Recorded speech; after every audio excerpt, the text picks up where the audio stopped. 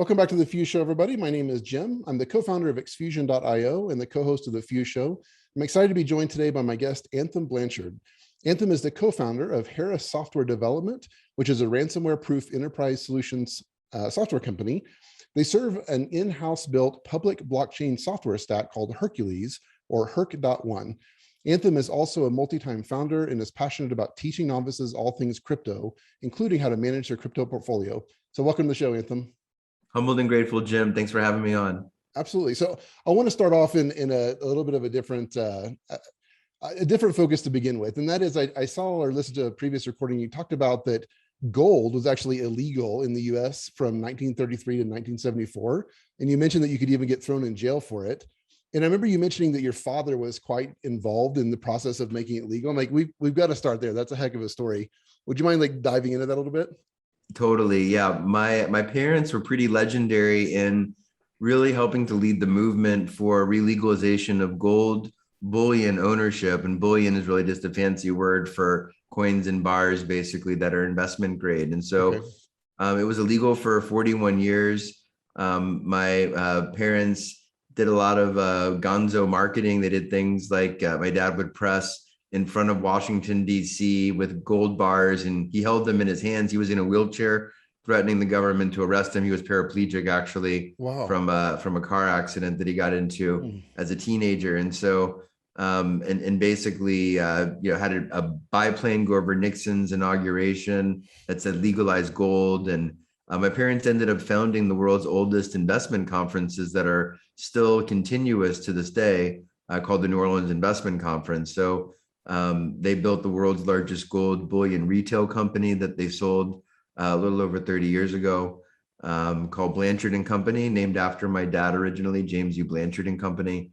And so very ubiquitous with gold. I ended up starting out of college 20 years ago in the gold industry, in the digital gold currency space. So kind of like a modern niche of that retail gold space. So yeah, it's quite a legacy, and it's really a legacy of freedom and freedom of choice, and so very, very grateful to continue that legacy. Wow. I imagine that makes you very proud.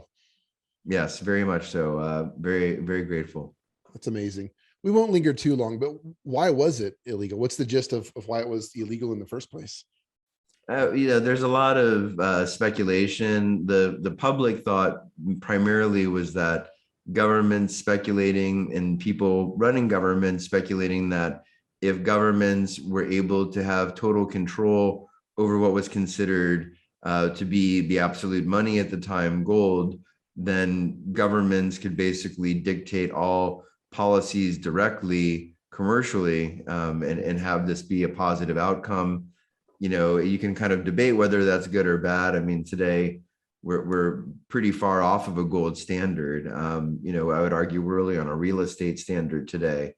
And so, but really, I think it's an evolution of commerce. Ultimately, as human beings, we need to commerce, we need markets, because we need to socialize. We need to socialize because we need to procreate. We need to make babies to survive, real simply. And governments have served as marketplaces, and we're now in this really wild, I think maybe multi-thousand-year evolution right now of going to voluntary marketplaces from really forced marketplaces of governments. And I think that's kind of the dawn of this Bitcoin crypto public protocol era. And it's really exciting for me and for us to be a part of it. So it's a lot of gratitude. Yeah, hold that thought. I want to talk much more about crypto here in a little bit. Let's go into your background a bit. And I was going to bring up HERA first, but let's start more chronologically. Tell me a little bit more about Anthem Gold, and then we'll jump to HERA and what you're working on now. Anthem Gold is a gold cryptocurrency company that we launched out of Texas a few years ago. We had launched the world's first gold cryptocurrency a little over 7 years ago. You can Google Reuters and Independence Coin Anthem Vault, or my name, Anthem Blanchard, and it'll pop up. And effectively, we did it as a marketing stunt, and we lowered our acquisition rate on our main metal platform, Anthem Vault, around 40 times. And that just led us to really be believers in this new technology, that other people were curious about it. And we kept building and built mainly at first gold on public protocol rails, crypto rails. And Anthem Gold was the genesis of that. And Okay. we launched Anthem Gold about 2.5 years ago. And in doing so, we ended up building our own vault in Texas. So if you go to anthemgold.com, you can see a 24/7 video. I checked that out. Class Actually. 3 Lloyd's insured vault. That's pretty And I think sweet. that's the only one on the planet that I know of that's 24/7 Lloyd's insured. Maybe there's another one. If anyone knows, that'd be great. But I think we're the only one. And we did that because Loomis and Brinks United States at the time, especially, and I don't know if it's still the case, maybe someone's plowed through that barrier, wouldn't vault any physical assets that were tied to any digital third-party transferable assets. And so we built our own.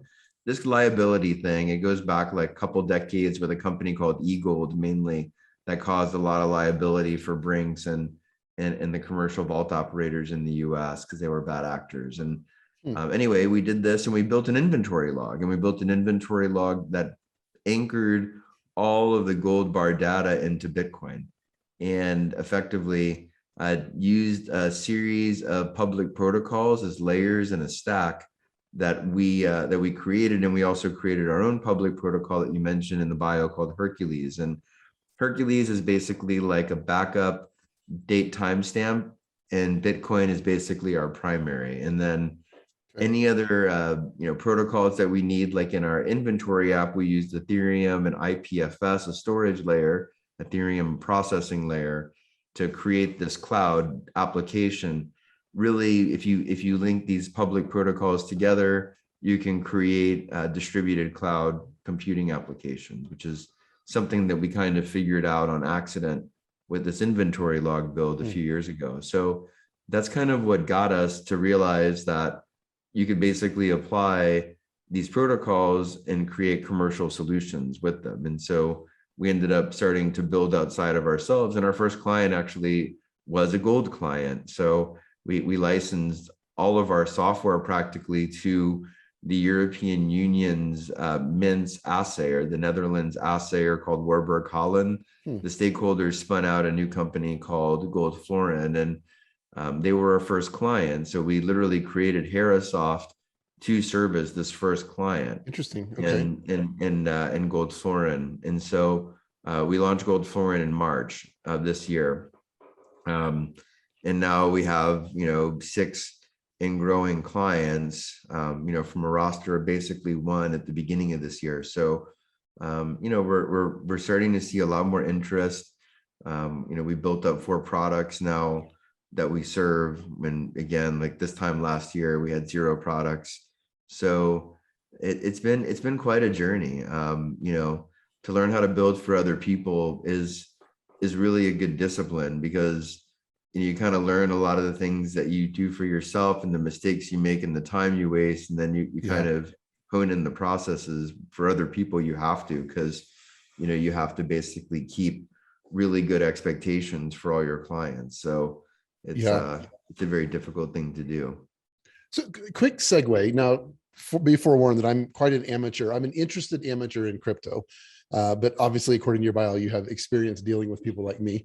But I did some research on Ethereum, and there was a lot of speculation that, Ethereum 2.0 was just never really going to happen. And people were considering going to, or they thought that maybe like Polkadot, or what was the other, like Cardano, et cetera, would maybe replace Ethereum. Now, it seems like Ethereum's been doing well. Are you still bullish on Ethereum into the future? It's a great question. I mean, I think if the future is the next 3 months, then 100% or 95+%. Okay. In a 5 to 10 year horizon, I think that they're good questions. I mean, I think we've been wondering and asking a long time about Ethereum 2.0 and going to this proof of stake mechanism to secure their network is really a much more economically affordable way for those that want to use Ethereum as what its utility is, which is as a processor. Ultimately, way more use cases. I don't know. I mean, I'm kind of 50-50 about it. I mean, Ethereum has done a lot already that a lot of people didn't think it would do. in terms of utilities like DeFi and NFT. So I don't like to count Ethereum out. There's a lot of passion, purpose. There's a really big network effect that's been created. We're builders in we're builders in Casper for disclosure. So Casper Labs is basically like Ethereum 2.0 effectively. Okay. It basically took some of the ideas of 2.0, a lot of them proof of stake mainly, and basically implemented them into a layer 1 protocol, which is basically like a public blockchain, a public protocol that secures itself. Okay. So without, I guess without spending too much time on it, explain it to me like I'm 5 version. What is the challenge in Ethereum switching from proof of work to proof of stake? The big one, I think, is the incentive structure with the miners. So miners are those that secure the network of a public protocol. So protocol software generically is just software secured by a network. So private protocols we've been using for decades and decades.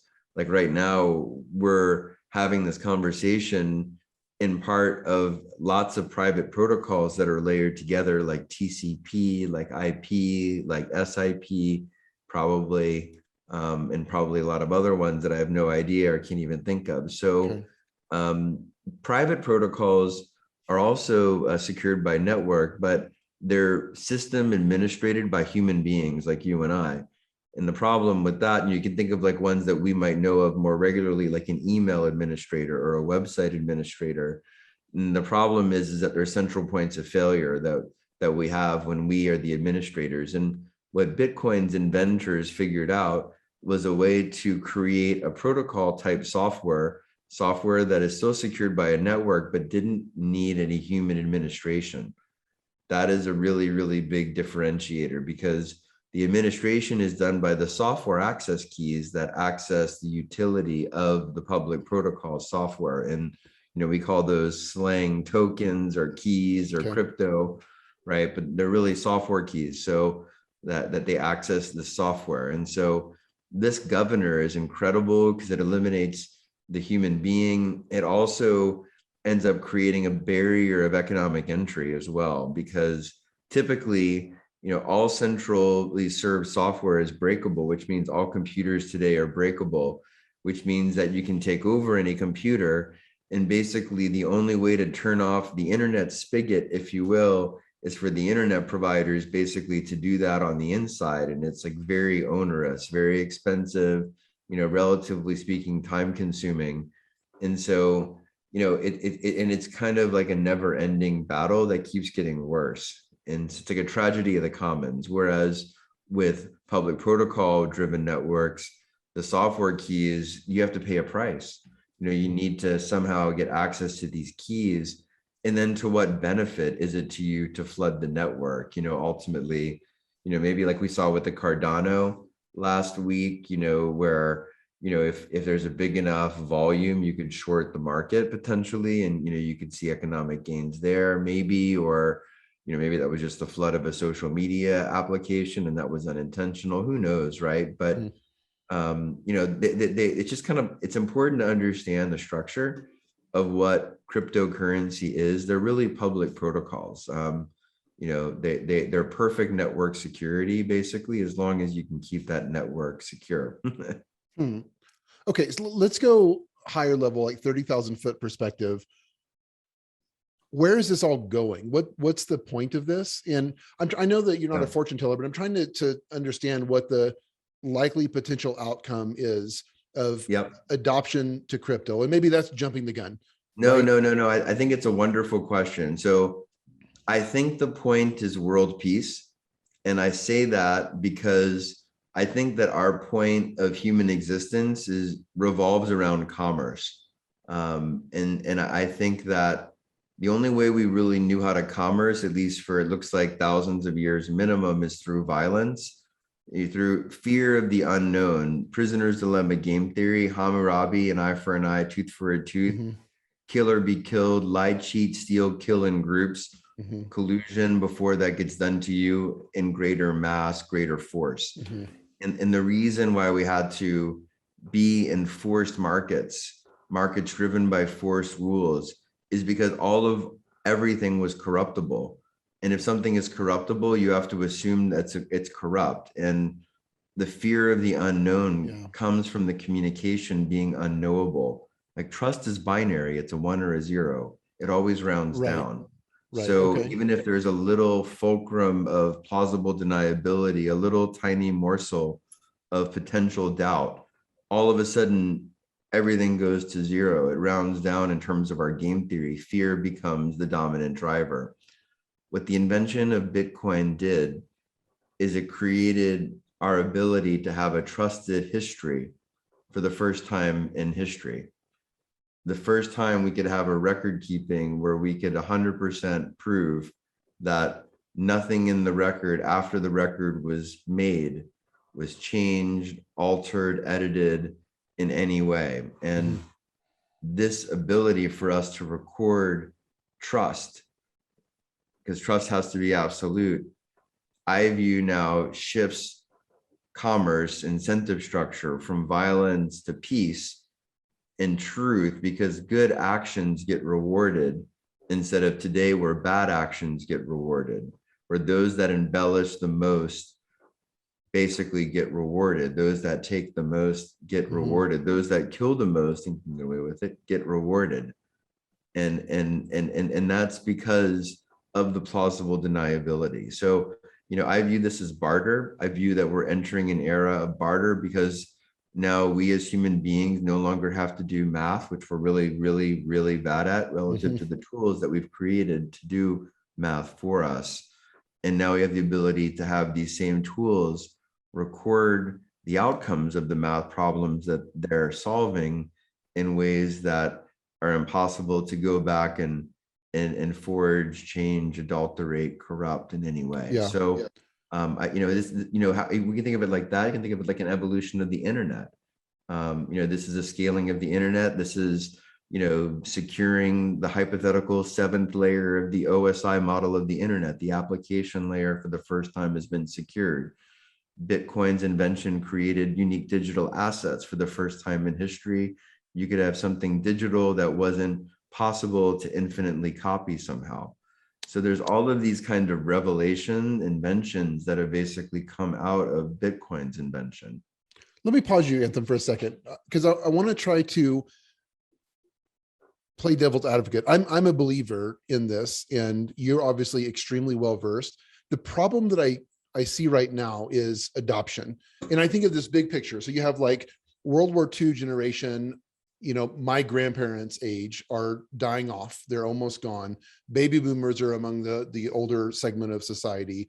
Gen Xers, millennials that are now, you know, close to 40 years old at the oldest side. And then, you know, Gen Y. So when it comes to adoption, like my grandparents, forget about it, right? My parents, the boomer generation, some of them. So do you see adoption increasing as the generations shift? I'm bullish. I mean, my parents-in-law who are in their 80s and 90s, you know, have their own crypto portfolio, and they advise me. They had you to tell them about it, though. I mean, really, other than like Bitcoin, after that, they just like were like, here are 4. They just showed them to make sure that I wouldn't be like, no. And there are a couple of them I was like, I don't know, but actually they ended up outperforming a lot of the ones that I would have, you know, just been like, right. So I mean, I think it's coming there because I think that it's a risk reward play. Like for them, you know, they've got some money in the markets, you know, in the stock markets, and they're used to that, but they're seeing that they're not getting a lot of return relative to the cost of everything that is around them going up in their goods and services. And so I think that there's like more and more people that are going to be in that boat. I mean, we've been in an era of basically negative interest rates, you know, even on the retail side, when you factor in cost of living basically increases. So I think that the world is basically causing people to start looking around at a lot more alternatives because their level of enjoyment is like materially, you know, decreasing in an exponential way, I think, at this point. And I think it's been the case since 2008, I would argue. Okay. You know, really negative interest rates show us that people no longer want money. Money is violent currency. It to me denotes that, you know, we're at 6,000-year lows in interest rates. Interest rates are probably the least corrupted data set that we have in terms of like data sets that go back more than a few thousand years. And so, there were just so many interest rates all over the place because everybody's borrowing and lending because everything is credit. Money is credit. So, I'm excited. Money is third-party violent currency. It's something that has to be defined, therefore defended, therefore aggressed. I think it'll be a lot like smartphones. I mean, a lot like flying an airplane or driving a car. We don't have to understand it to benefit from it and enjoy the utility. And maybe the best things, like to use a football analogy, it's like when you don't get called and you're like a lineman, like that's a good thing actually, when systems are just secure and they work and you don't hear about it going wrong, that's actually a good thing. That means that they're that reliability that you want in that commercial setting. Yeah. Okay. So I see Bitcoin as a store of wealth, but what about actual utilization worldwide as a form of currency? Now, I recognize that that's challenging because of government bureaucracy, et cetera. It's like, do you see adoption? Do you see a world in your potential lifetime where we're using this widespread as a currency, where I can pay my employees in some form of cryptocurrency? Yes, yeah, I do. I think that in the next 30 years, it's going to happen. I think it might take about 30, but unfortunately, but I mean, maybe, I hope I'm really wrong about that. I hope it's like 5 or 10 years or something, but I think it's barter. And I think that we're going to move away from a world of scarcity to abundance, and that we're going to be so much less wasteful, because once everything is transparent, things like overproduction to help do predatory pricing, to help stuff the channel, to help do phantom sales, to help pump up key performance indicators for banking and how you sell equities and how you sell debt. I mean, these are the games that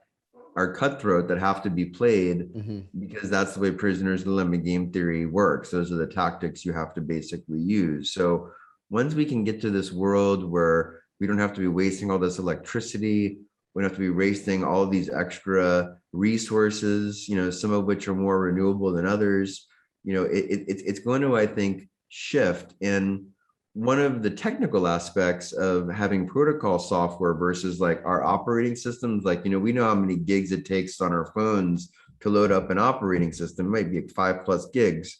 Whereas like Bitcoin is like, kilobytes, basically tiny, it's very, very lightweight of software in terms of running it.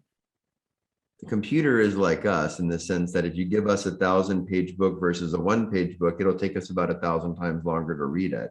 So if you give a computer a lot less code to read, if it doesn't need to read any security code because protocol software is perfectly secured, I envision us having computers in the next 10, 20 years commercially that are thousands or maybe millions of times smaller than computers commercial today, and that our clothing, our body heat and movement from stuff that we wear or utilize or is on will be enough energy to power routers.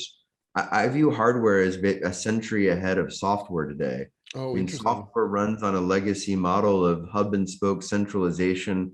We have hardware that's able to go into space, but yet we have to have retired Air Force pilots on phones manually flying them when they have dead zones in space because the satellites can't trust each other enough to talk to each other. I mean, when we have these incredible cars, we can have electric hybrid cars. We can go 0 to 60 miles an hour for in 2 seconds for like 100 grand today. It's insane. Like, think about what that was even like 10, 20 years ago, but yet we don't even have the software yet to even be able to have the cars talk to each other at all. It's too much of a risk, right? So I like to think of it like we're 12.5 years into public protocol. Imagine 12.5 years after the first kind of modern day computer was invented, right? Or like 12.5 years after private protocols were invented, right? It was still very minimal applications, like relative to like analog applications of the time, for example, in the very beginning, right? Maybe, or like other forms of computing that weren't digitized, right? So, but then eventually the digitized, there was enough scale basically there to, you really start seeing the strength of the architecture, and it kind of grows into its own frame. And then at a certain point, there's some kind of constraint, and there is some kind of peak there. And I view it like Moore's law flattening out, negative interest rates. I mean, there's a lot of these indicators, ransomware out of control, and this is something like ransomware, that's something to talk about. This wasn't on Gartner Group's radar 7 years ago. It's basically zero. Today, they put it at 20 billion, correlates almost directly to the growth in cryptocurrency market cap, because the banking system had basically locked up bounties for kidnapping or system kidnapping for 25 years. You couldn't do any third-party digital payments outside the banking system until crypto. And that basically has totally changed the game. Dirty secret, data systems have been breached for decades. I mean, the KGB and the CIA were doing it to each other in the 80s, 70s, and whenever. So this is nothing new.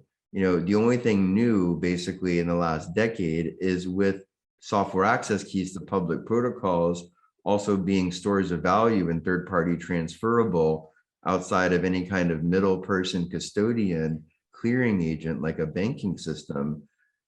These databases that have been broken into for decades and people just making money hand over fist, stealing and selling data. Now they're making even way more money because ransoming a system today is worth probably thousands of times easily more. Selling data today is so commoditized. So many people do it. The data is so stolen. Like, we volunteered the data in so many places on top of that, makes it even more stolen. So now the bad actors, scammer, thieves are just like, hey, let's do this ransom stuff. They're going to pay. I mean, if it's a hospital system, if it's like a defense department of some country system, they're going to pay. So are you saying that, so does HeraSoft do something to protect against ransomware attacks? What we do is typically, like a cybersecurity company will do like what they call traffic filtering, a reactive approach. Think of it like a sift. Like, you have the analogy, right? Like water that might have like pebbles or stones or something like filters, right? They're traffic filters, so they're reactive. So you have to basically hope that the filter is updating software faster than the bad actors, which is a dangerous assumption at best. Fair enough. So it's best effort at best. Whereas our approach really, which is the public protocol approach, is to basically differentiate and to separate out the application and the data to serve all the unique data, which what we call metadata, effectively put the metadata on the edge devices, on the user's device. So that way you totally have a firewall between this massive, amount of data and all the application. And in addition, all the data is basically like an Easter egg hunt instead of all the eggs being in one carton in the fridge. So, it's way harder for the thief to come in and steal the eggs basically. So, and we don't need to refrigerate them. So it's good. So, So what business, this is probably way too broad of a question, but I'm trying to think through the future of, blockchain technology, Bitcoin, et cetera, or cryptocurrencies, et cetera, and think about business opportunities. So I know, like in the world of smart contracts, I'm thinking that there's so many old school industries that will be completely transformed through the use of smart contracts in blockchain technology. But what are some of the big segments, big industries that you see either being on the rise in the next 5 to 10 years, or even new segments that haven't even really been invented yet? I mean, in my view, it's gaming and health. I mean, they're two kind of standbys that we know really well. Health for obvious reasons, incentive structure, demographics. I think gamification really with gaming, because there's really two ways that you can incentivize someone to do something, basically reward them through some kind of financial incentive or reward them through their time enjoyment, basically. And so, having gamification, it makes it a lot easier to guide people, to educate them, to train them. I think that we're going to see a lot more positive incentive-based structures, whereas, we're like really unusual. I mean, we span thousands of years and we just happen to be both alive in the same time span where we're going from forced marketplace to voluntary marketplace. So, for us, we know the fear-based incentives. Oh, you get punished if you do something and you're not, even if you're just in that jurisdiction, but you're not even a resident or citizen, then if you get caught, right, then you're going to get come down, right? It's Hmm. all arbitrary enforcement because it has to be, and it's all violent based. It's all, taking away, right? Well, the world we're going into is the opposite. It's everything is incentive based, basically. Hmm. It's your choice if you do something or don't do something, but it's the math that's basically the consequence. So if you don't have the prerequisite number of keys, then you're not going to be able to participate and you're going to get this exact service. There's no like veering or variating off of what you're going to receive. It's not like today where, I walk into the bank and I might get some privilege and you might walk in and you might get a different privilege, and maybe it doesn't even matter. Like one of us is more wealth than the other, but maybe the bank doesn't like one of us more than the other because of the industry that we work in, or something we said that got in the media, or something someone else said about us that for whatever reason, they are, interested in. Who knows, right? It's all of this, plausible deniability, kind of cult of personality, combination of just, we have to kind of fall into suit of archetypes because we live in perpetual fear, yet at the same time, we have to socialize with each other or else we don't exist. So we live in this like tension of paradox. And, it's, I think that we're 50 to 100 years around from, incentivizing ourselves to such a point that we're going to live, hundreds of years, and that we're going to appreciate each other and we're going to appreciate our uniqueness, Hmm. our similarities and our uniqueness.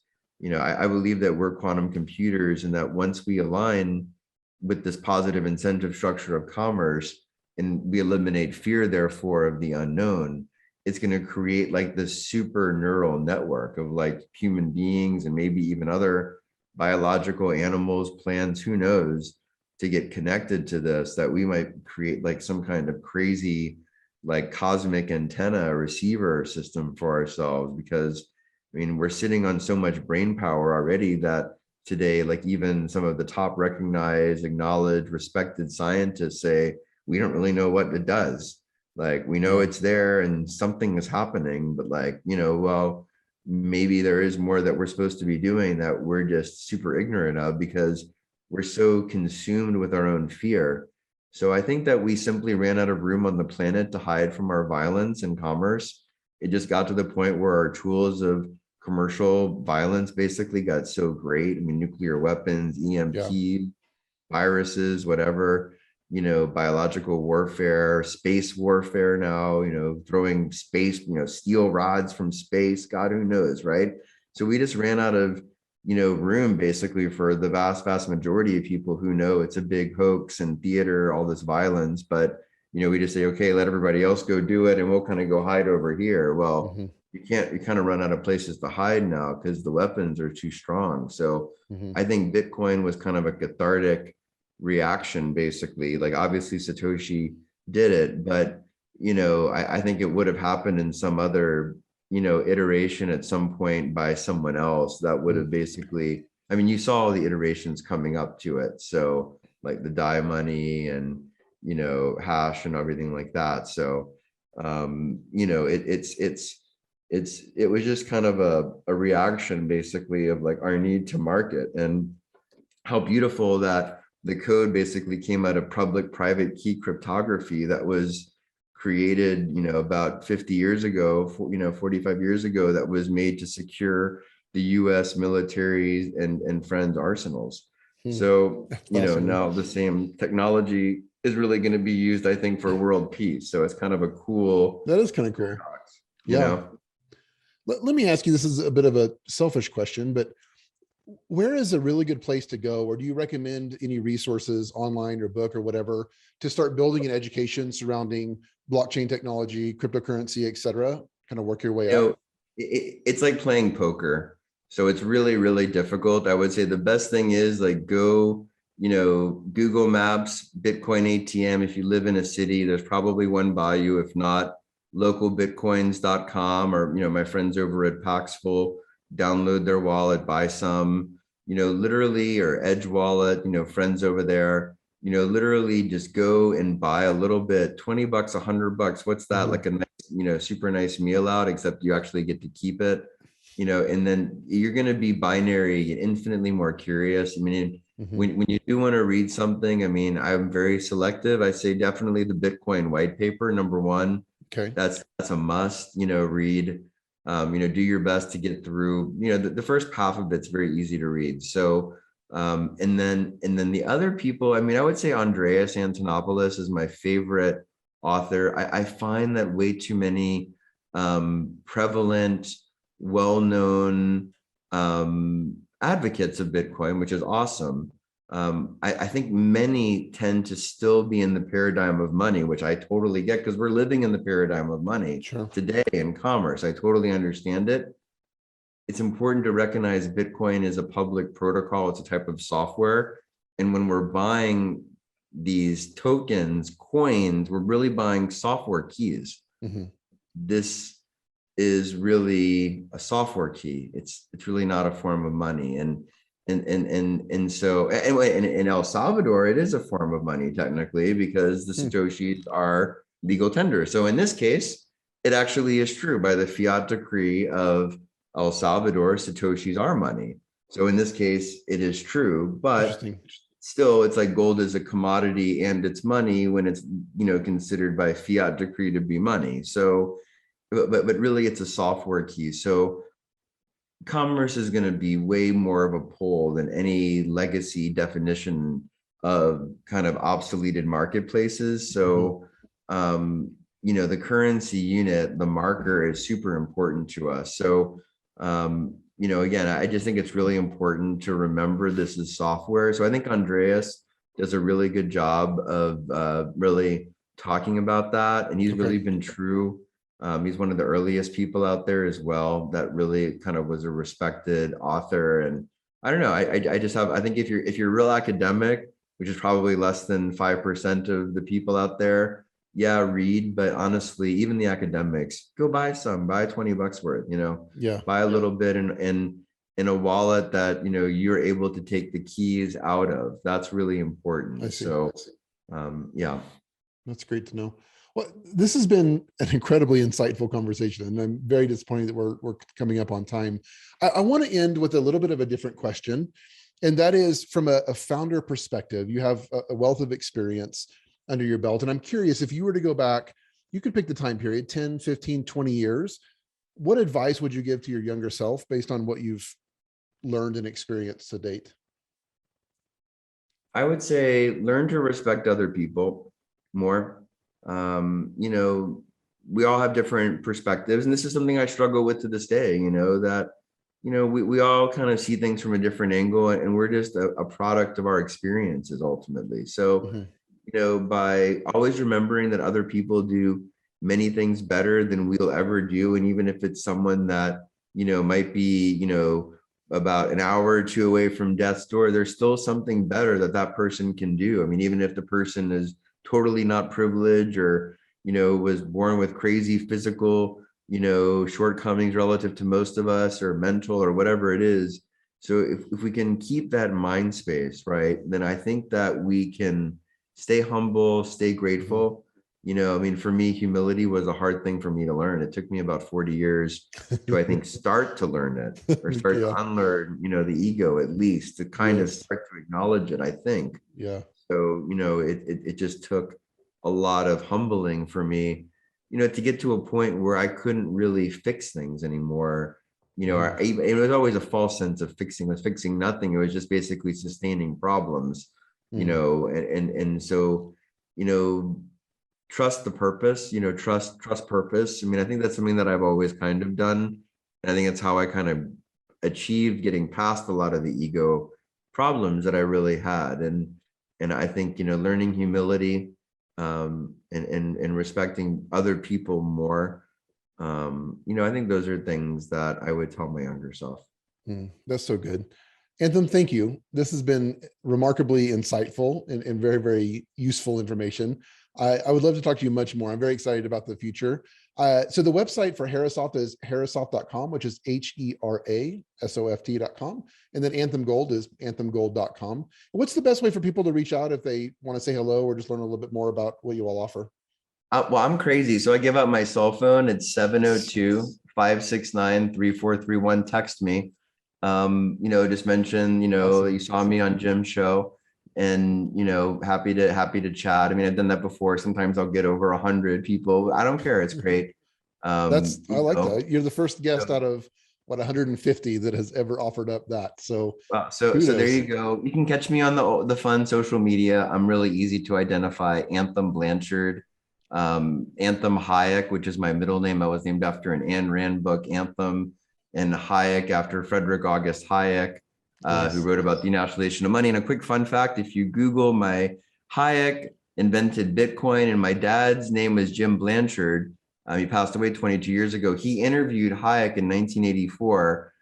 In the interview, that some people say Hayek, thought up Bitcoin basically. So they talk about stable coins in this interview, call them solids. So, I Wow. kind of, my dad helped to conjure these responses out of Hayek. So anyway, Anthem Cool. Hayek is my handle on Twitter, Instagram, Facebook, whatever. You can follow our companies on there too if you'd like. So we're super Awesome. communicative. So please Great. reach out. Thanks, Anthem. Really appreciate your time, man. Hope you have a good afternoon. Thank you. You as well, Jim. Appreciate you. Cheers. Humbled and grateful.